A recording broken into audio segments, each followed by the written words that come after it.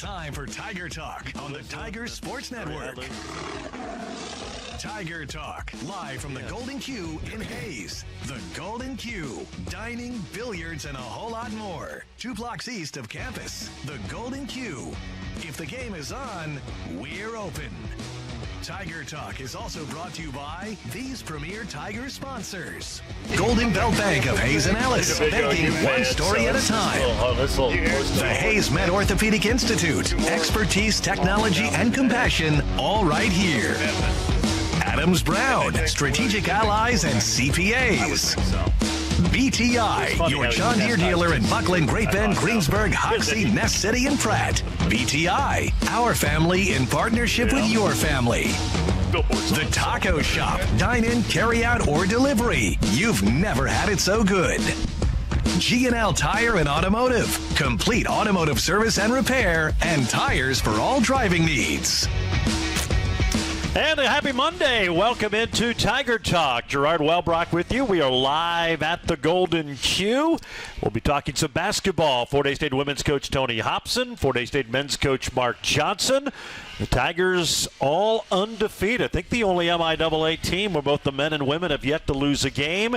And we are on the cusp of MIAA play. Hard to believe, but conference play will start on Wednesday. The Tigers will be at Lee Arena in Topeka, taking on Washburn, and then Saturday afternoon at historic White Auditorium to take on Emporia State. Again, Tiger Talk is live at the Golden Q. They're just east of campus on 8th Street in Hayes. You can stop on by. They'll have Monday Night Football going on tonight, karaoke on Tuesdays, and they've got a big karaoke contest coming up next Tuesday night. Lots of great prizes, so if you're into karaoke, you can get a tune-up tonight and then come back on the 7th for the big program and a chance to win some great prizes there. Of course, they're accepting applications for the 4th. That'll be opening soon, and today's a Monday, so that means the grilled cheeseburger. That's what I'll be having after the show. That's the burger of the day here at the Golden Q. We now bring in the head coach of the Fort Hays State women, Tony Hobson. Just one game last week for the Tigers as they take a 5-0 mark into conference play on Wednesday in Topeka. Coach, thanks for joining us. You played a lot early, had a couple of weekends where you played back-to-back games. Now you've had a little bit of time with just the one game to kind of work on some things. How's it gone with a little bit more practice time than maybe normal this time of the year? Well, the good thing about having a little space this time of year for us is just trying to get healthy again and getting some kids back in the fold. So we've been working on that, obviously, and hope to have a couple more kids playing or available at least on Wednesday. So we need to get everybody back so we can defend that number 1 ranking. Which I know you were thrilled about. In fact, you joked on the show that you thought you might be there. Here you are. Well, yeah. I mean, it's fine. I mean, we'll deal with it and with the expectations, but primarily it's still ranking off of last year's team because that's where our first ranking came from, and then we have taken care of our business so far, but we still have a lot of kids out and aren't at close to full strength yet, and I would really like to get back there soon because we're going to need it, because we start off here conference play and we play 4 out of the top, us being one of them, 4 out of the top 6. The only team we don't play that was in the top 6 preseason is Central Missouri, and that's our first 4 games. So, we need to bolster that lineup as soon as possible. And the people that have been playing have been doing a great job. Some of them playing out of position and a little uncomfortable, but this extra time to practice has helped that also, and I think we keep getting a little bit better at being uncomfortable. That's a good point, good way to put it. In fact, we did have a question. I think your segment was already done last week, but that was one of the questions that was sent into us. Again, you can do that. Go to FHSUathletics.com, click on Fan Zone. You get a drop-down menu there at the very bottom. Submit your question. If we use it, you'll have a chance to win a $25 gift card from the Golden Q, but it was about the health. Obviously, Jaden's injury, Megan Earney went down with an ankle injury, and that weekend at home. Then obviously the two Sids, Sydney and Galladay and Sydney Bergman, both out from last year. Where are they progressing? How far are they along? Is it still too early to tell when they're all going to be back, or part of them back? Well, I think Megan and Sydney Bergman will be available for Wednesday. Okay. And Jaden questionable for Wednesday. Hers was a bad. It was a bad ankle. Really, as far as sprains go, it was not a good one. Megan's was not nearly as bad. So I think we'll have two of them back for sure on Wednesday, which is great. I can already tell just adding Bergman into practices, the intensity just picks up a little bit.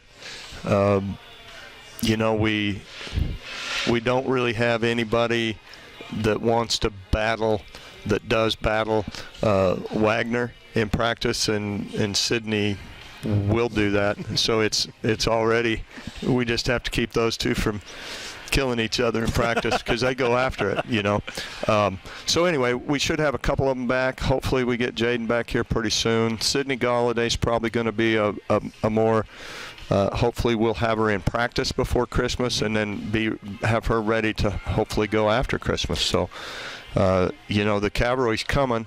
We just have to hold off everybody until they get there. And like I said, we've been doing a really good job of that so far. And you mentioned with Jaden, you get those high ankle sprains. You want to be careful. Obviously, you want her back as soon, but you don't want this thing to be lingering all season long. You want her to be healthy and ready to go so she can play the way we know she can play. Right. We want to have her out as long as we can and still win our games. There you go. So. Yeah, she did some limited things here the last couple days. She's made a lot of progress, but those things you just, you can't rush them. Yeah. And want her healthy when we get her back. We want her there for the rest of the year. Yeah, I hope that answers the question from our listeners. Certainly glad that you chimed in. So of course, send us your question, and again, if we use it, you'll be in the running for a $25 gift certificate from the Golden Q. The program brought to you again today by Golden Belt Bank of Hazen Ellis, here to make every story shine brighter. It's the way they do banking, one story at a time. You can check them out at goldenbeltbank.com. Again, we're live at the Golden Q. We'll take our first break. We'll take a look back. Tiger women had a battle with Sterling, which we kind of anticipated last Tuesday. We'll talk about that. And of course, we'll eventually preview Washburn and Emporia State, the conference openers this week, as Tiger Talk continues here on the Tiger Sports Network, built by Paul Wurtenberger Construction.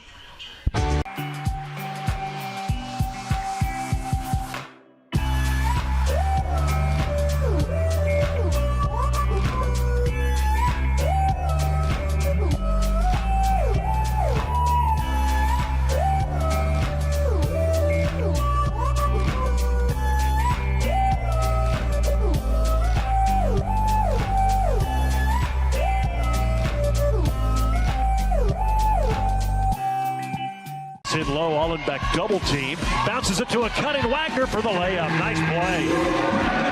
They double teamed Hollenbeck. She found the cutting Katie Wagner for the basket. 10-4, Fort Hays State. Yeah, some of the action from last Tuesday. The Tigers get a hard-fought win over Sterling College, 81-72. Now getting set for the start of conference play on Wednesday. Tiger Talk presented by Adams Brown, where they do more than just run numbers and file tax returns. They work hard to become strategic allies. Adams Brown, strategic allies and CPAs. Again, we're live at the Golden Q. The grilled cheeseburger is the special today. They're accepting applications for the Fort, which will be opening up soon.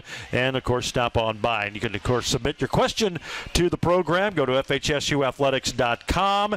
Click on Fan Zone, and then you'll see the drop-down. And then there at the very bottom of the drop-down menu is a chance to submit your question. If we use it, chance to win the gift card. Joined again by Tony Hobson, coach of the Tiger ladies, off to a 5-0 start. And as the coach mentioned, ranked number 1 in the country. And Sterling College on Tuesday, and we had talked about on the program, not your typical maybe KCAC team that you've played in the past. They were coming off a great season. Their only loss came in the, I think, national quarterfinals of the NAIA National Tournament. And you can see why they had success and why they are going to have success. If you find me a better KCAC women's team, I'd like to see it because they were pretty impressive. Well, they're just a good team. They play well together. They've got a lot of experience. They've got, I think, 4 kids that are maybe fifth-year seniors, and they've played together a long time. They execute their stuff. They change defenses. Very well coached, and I knew we would be in for a battle. They pressure well, and that's maybe a little bit of a weakness for us right now, is handling that. So it was kind of a perfect storm for it to be a really tough game, and it was. We had a couple chances to kind of open it up a little bit, and we are not good enough offensively right now, execution-wise, to get it where it needs to go sometimes, and to take care of it.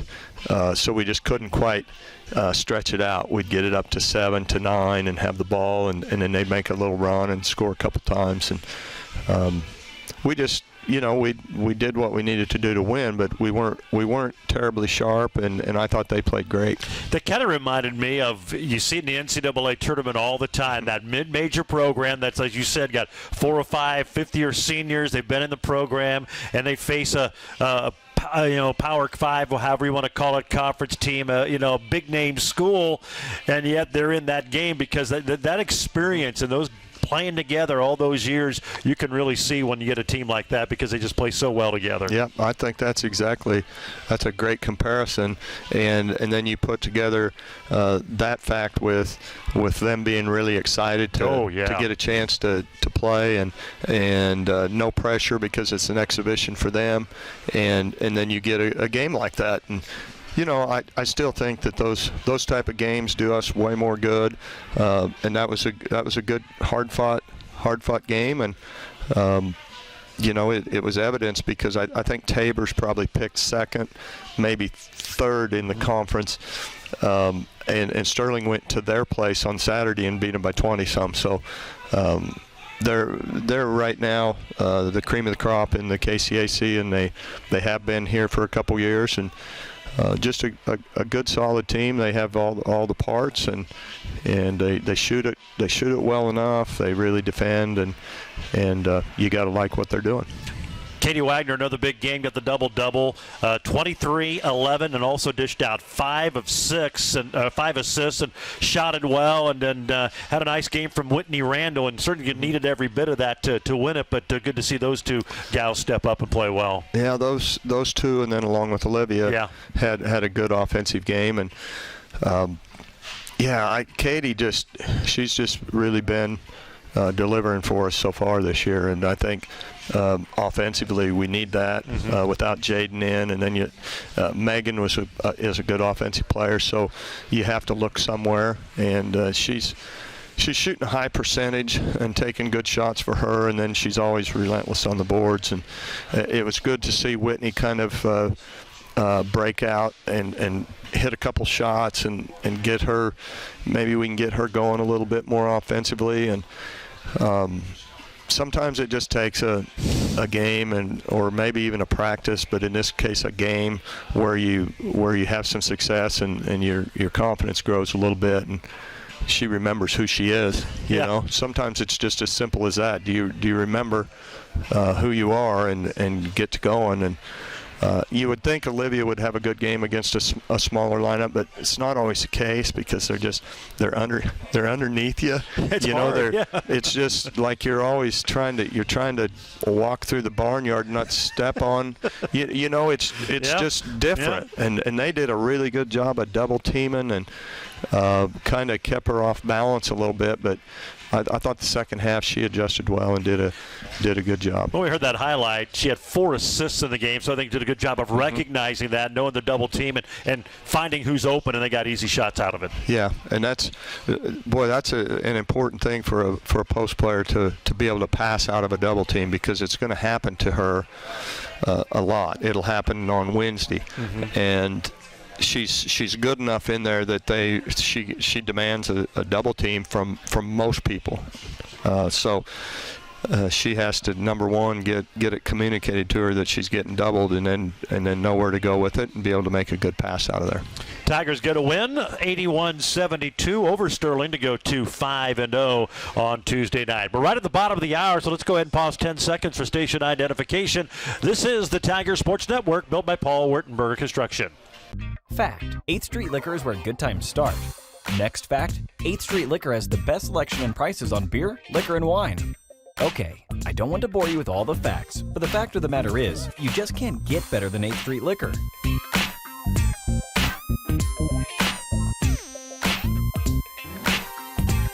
Yep, 8th Street Liquor, where good times start. That's the fact. Jack? Oh yes, they have plenty of Jack too. 5 to shoot. Kate off a screen, has it up top with 3. Works with the left hand, dribbles to the basket, lays it in at the shot clock. Kate Dilsaver never panicked and scored right as that shot clock went off. 14-10, Fort Hays State. That was her only points on Tuesday, but Kate, you can tell, freshman, she's getting a little more comfortable every time, and then you have the injury, so the roles change a little bit, but you certainly can see flashes of why you guys are excited what she's going to be before her time's done here at Fort Hays State. Well, the first thing that's evident with her is just her athleticism. She's next level fast, and then she has a great work ethic and plays hard all the time. So with kids like that, they're going to be players at some point, and she's getting a good opportunity to play, and she's taking advantage of it, and she's making some mistakes like everybody is this time of year, and especially freshmen, but it's not from lack of effort, and it's not from not paying attention. It's just from she is gaining experience and getting better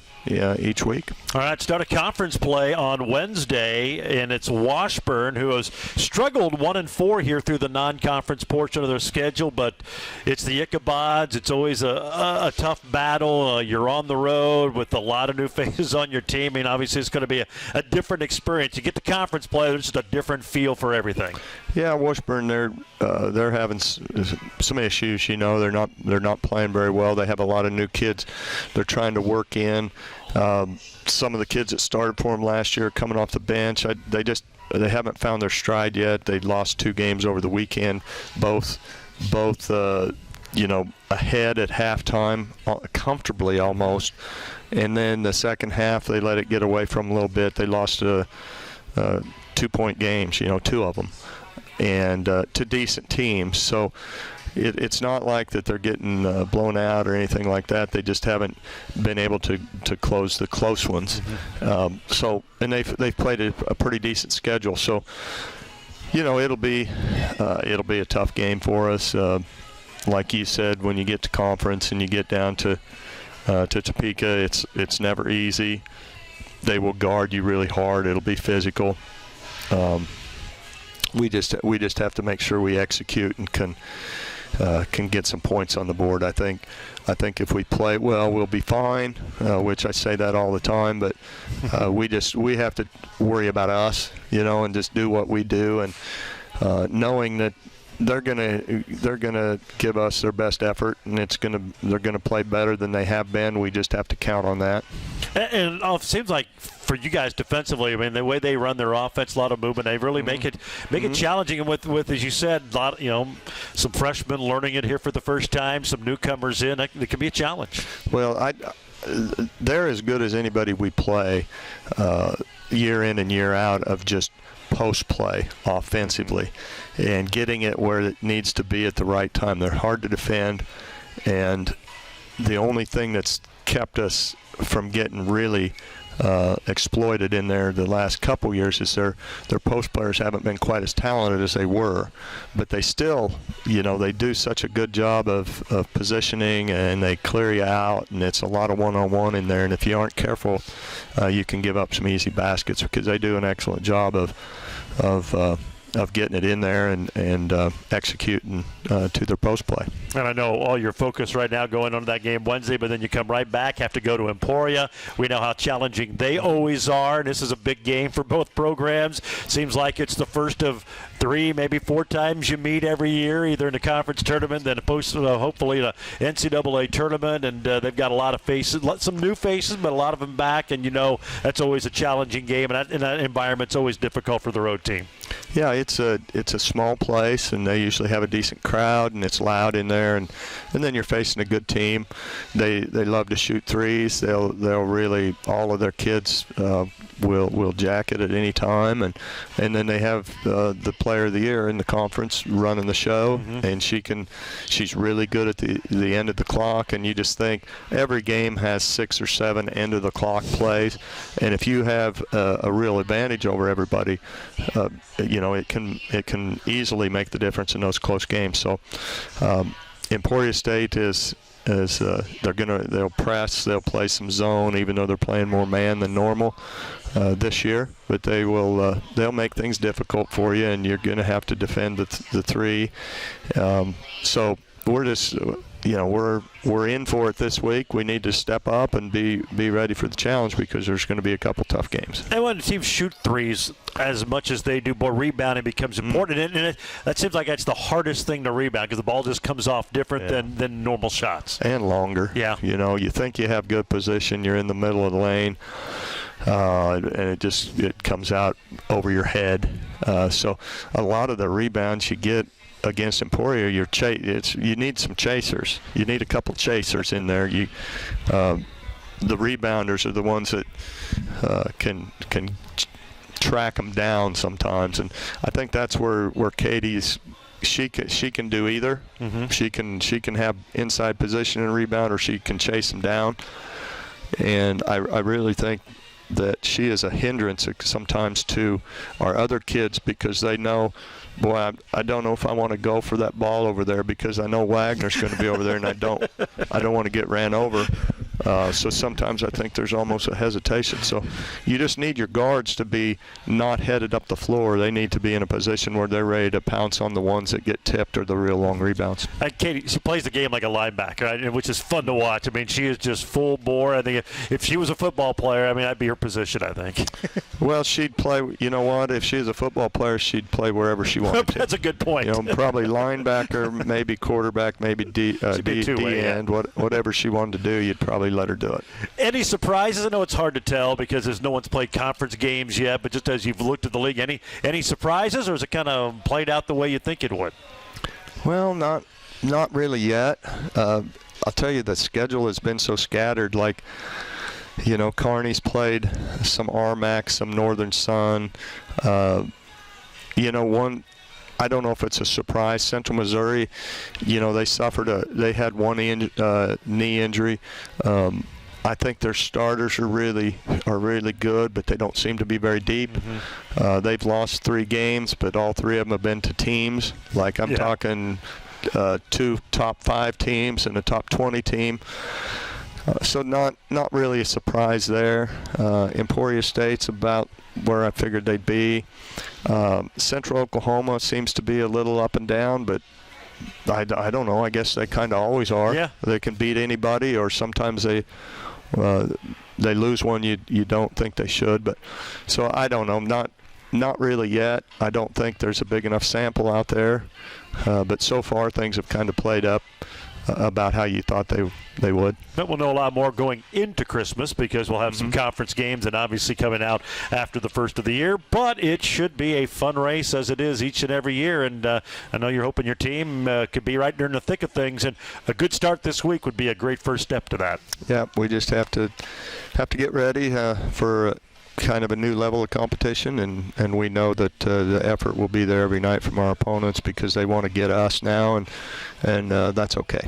All right, sounds good. Coach, as always, we appreciate it. Have a good practice today and tomorrow. We'll see you Wednesday in Topeka. Okay, thanks, Gerard. There you go. Head coach Tony Hobson. Again, the Tigers taking on Washburn. A 5:30 tip for the women. Will be on the air at 5:05 with the Auto World pregame show on Tiger Radio Mix 103. Tiger Talk presented by BTI. They're your John Deere dealer with locations in Buckland, Great Bend, Greensburg, Hoxie, Ness City, and Pratt. BTI, our family, in partnership with your family. We'll take another break. We'll come back, talk some men's basketball. Mark Johnson joins us after the break here on the Tiger Sports Network, built by Paul Wertenberger Construction. Ready to discover something new? The next time you're in your car, tune your radio to 94.3 FM. It's here. It's Hayes' greatest hits. Love it. On 1400 KAYS and 94.3 FM.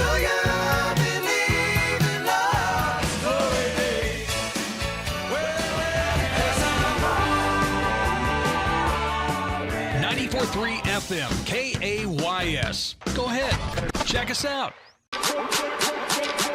The drive by Rivera, cut off on the baseline, and Hammocky steals the outlet pass. Hammocky racing it down the red, and he jams it! Caleb Hammocky with a two-handed flush.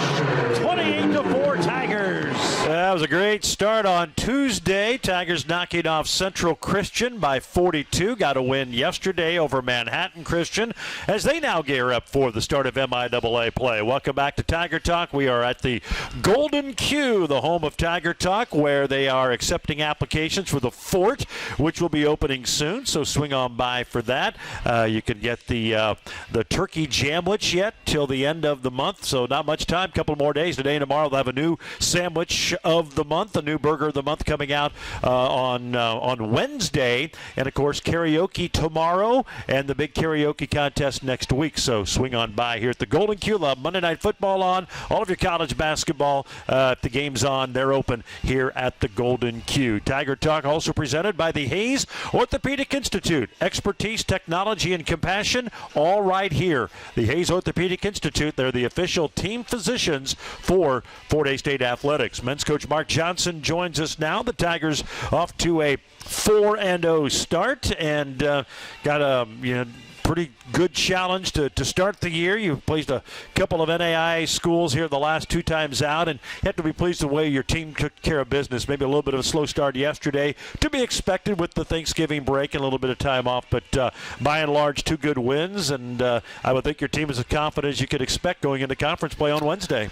Yeah, I mean, I thought obviously Central Christian, we were really good. We guarded them really throughout the whole game, and really felt, going into yesterday, we knew Manhattan Christian was better offensively than Central Christian, and thought our guys did a good job. I definitely feel like Thanksgiving break, give them some days off, just because, like I said, it's going to be a big push here to the end of Christmas. And with us playing on Wednesday, if we played Thursday, it would have been, you could have practiced because we were going to take a day off today. But instead, since we're playing Wednesday, we have to practice today. So all in all, good. Defensive has been really good. It'll be interesting how, as we move forward into conference, better talent, better teams.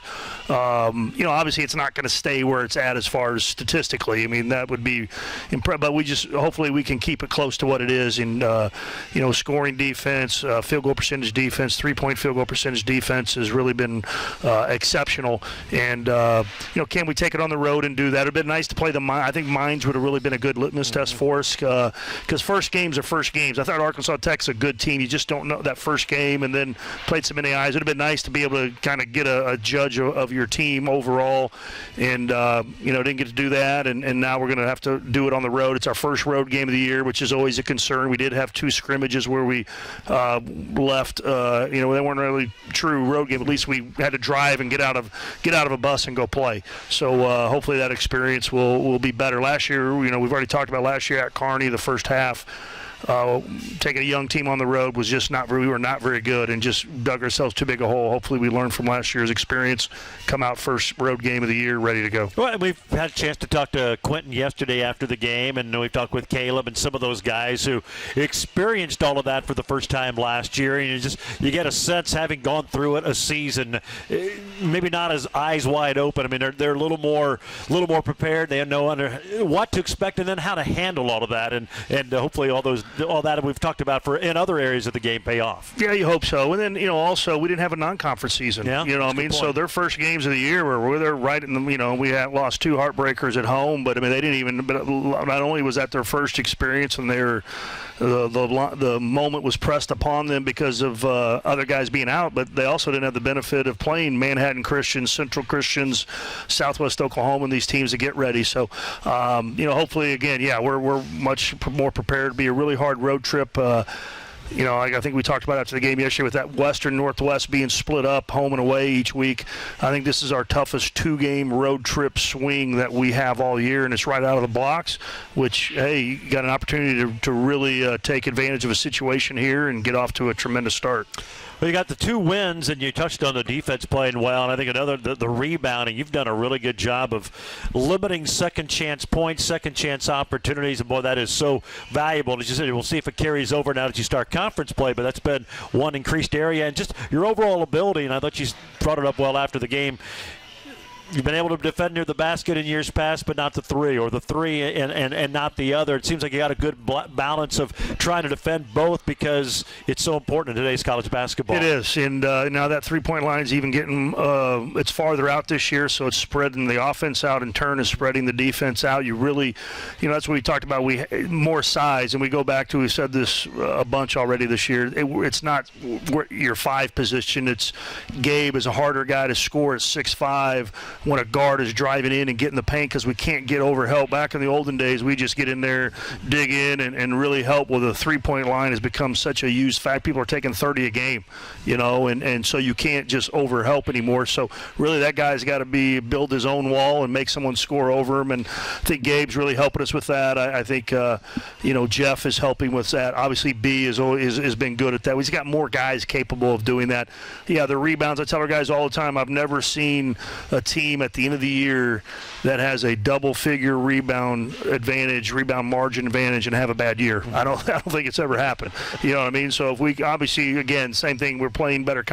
We're not going to be plus 14. You know what I mean? But can we keep it at plus 8, plus 9, stuff like that the rest of the year in conference play? It's kind of hard to have a bad year when you dominate the class. You talked, I think, maybe in last week's show about Quentin Rock coming off the bench, being a 6th man, and we've seen him a lot this year fuel a good finish to the first half. Did that in one of those, either I can't remember if it was Arkansas Tech or SWOSU game early. Did it again yesterday. It was kind of, they were right there within about 4 or 5. Then he kind of takes over. I think he had a nice feed first to Jared, and then he's hit a 3 and got a 2. And he's had a knack for kind of giving you guys a good push to have some momentum going into the halftime locker room. Yeah, I would agree with that. And then, we talked to him today about that, just, appreciative of him. Like I said, everybody wants to start. Everybody wants their name called. I mean, that's just human nature. But he's done a good job accepting his role and has really made us, a lot of times now with him coming in, it makes us better. Definitely offensively we're better, a little more pop.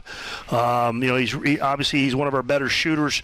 I tell you what he really does. He's probably not the best guy. Like Caleb probably gets to the rim the best. I feel like Quentin probably coming off a ball screen and making the read and making the proper pass to the guy who set the ball screen. He's probably the best on our team at doing that.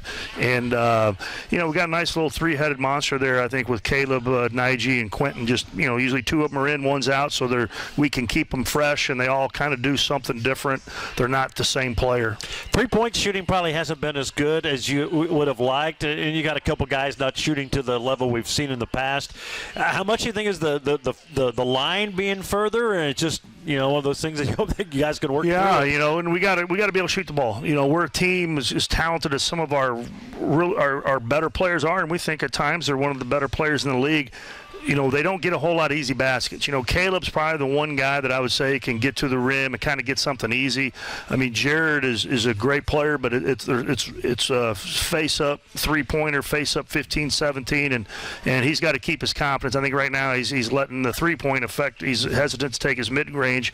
And you look at Southwest Oklahoma, he just abused him on those 17-footers and stuff like that. So, we have to shoot the ball better as we get into conference because, like I said, it's not like we pound it inside and score. I mean, most of our players we're skill guys. We work together, and we have to be use our skill to our advantage. So we have to I think eventually it'll happen, and guys just need to relax, and they're pressing too much. It's kind of like, shooting a little bit is, I don't know if it's a total equivalent, but a little similar to hitting a base. The more you press, you just dig yourself a deeper hole.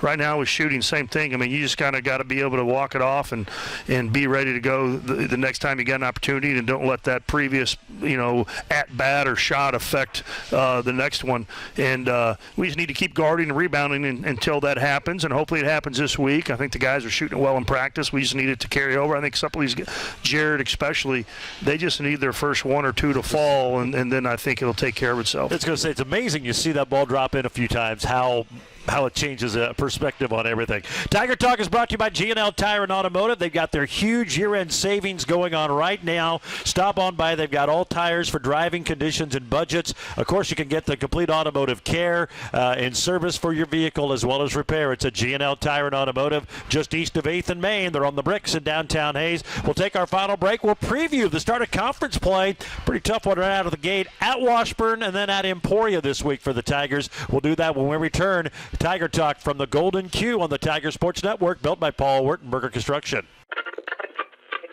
That was another legend on 99 KZ Country. And yes, before that, we had a brand new artist. Your home for today's stars and the legends. We play real country. I'm Teresa Trapp. Weather, news, sports, it's all here. We're on Facebook, and there is a listen live link at hayespost.com.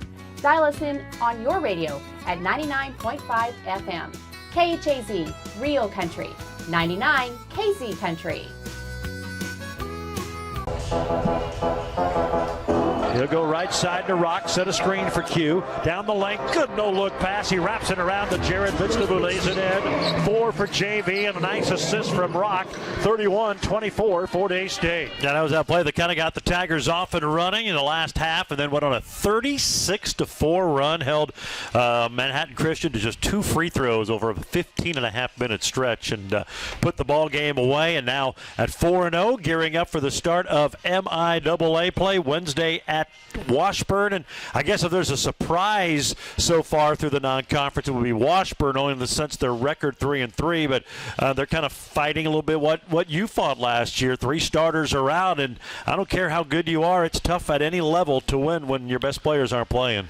Yeah, I mean, that's just that's 60%. I mean, the big thing, Guyman, who probably their point guard arguably probably should have been, I mean, I don't want to take anything from Trevor Hutchin, but Guyman, he had an unbelievable year. He was very close, should have been maybe player of the year last year, and I think he's getting close to playing. I think we got to be ready for him. I don't know if he's going to play, but I've heard he's getting close. So, obviously, that's a game changer. They got some good players, just a little bit young like we went through, but, hey, no one felt sorry for us, and we're not feeling sorry for them. We got to come out, and no matter who they put out there, it's still on the road against Washburn. It'll be a very challenging game. They're tough to beat there. They play fast. We got to get up and down.